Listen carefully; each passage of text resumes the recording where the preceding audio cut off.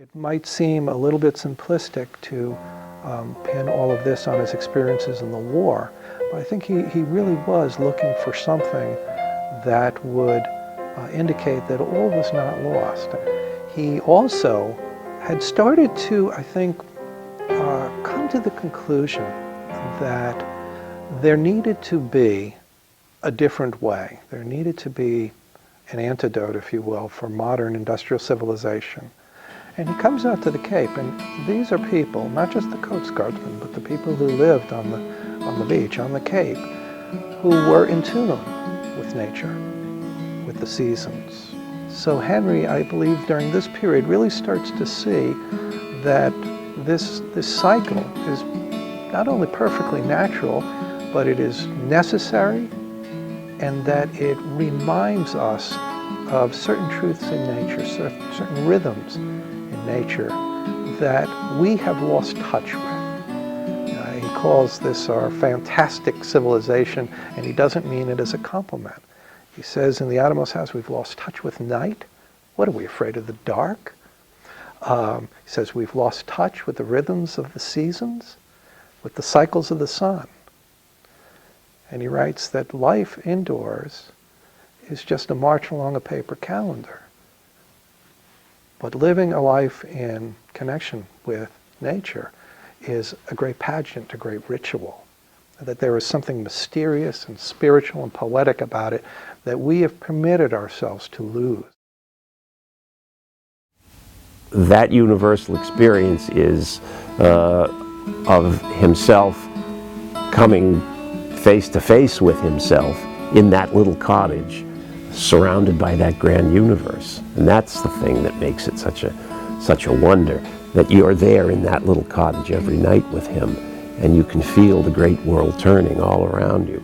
And it's a world of remarkable rhythm and remarkable beauty, and sometimes a savage world, and sometimes a loving and embracing one. And he uses everything that he sees to help reconstruct himself after having been in experiences that were truly and entirely savage in World War I. Beston was traumatized by his experience in World War I, and he came to nature in part to heal. I don't, I'm not a war veteran. I don't have experiences like that.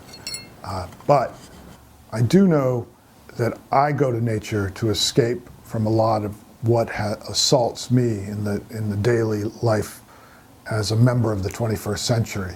I know that I'm always being pecked at by communication, by emails, by phones, by everything.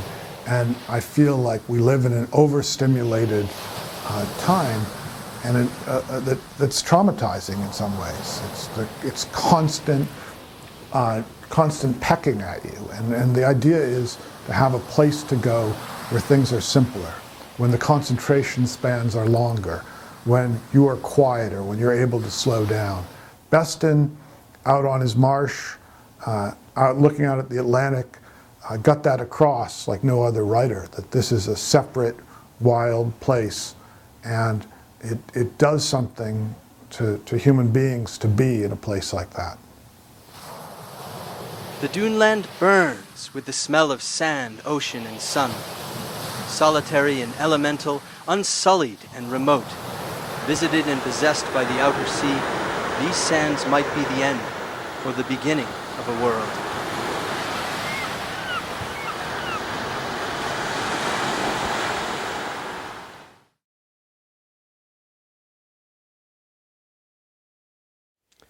The other day I saw a young swimmer in the surf. He was, I judged, about 22 years old and a little less than 6 feet tall, splendidly built.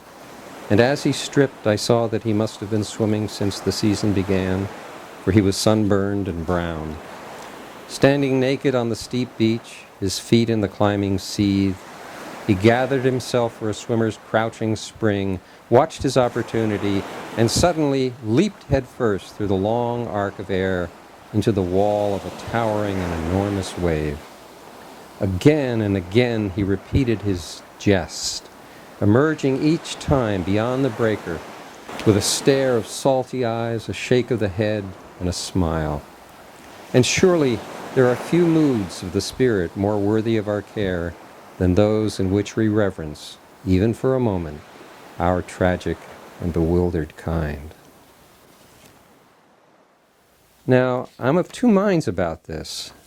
I won't say that Beston didn't actually see this person swimming in the surf and describe him, but it also seems to me it's a perfect symbol of what Beston was trying to accomplish, trying to reach out there on the beach.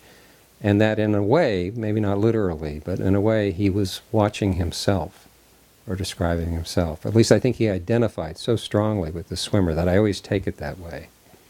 But it's that wonderful combination, and again, it's so characteristic of Beston to both be celebrating and being compassionate towards the situation of human beings, that we're mortal, that our bodies decay, and that we can still reverence our life in nature. I just think it captures so much of what he was trying to do out there.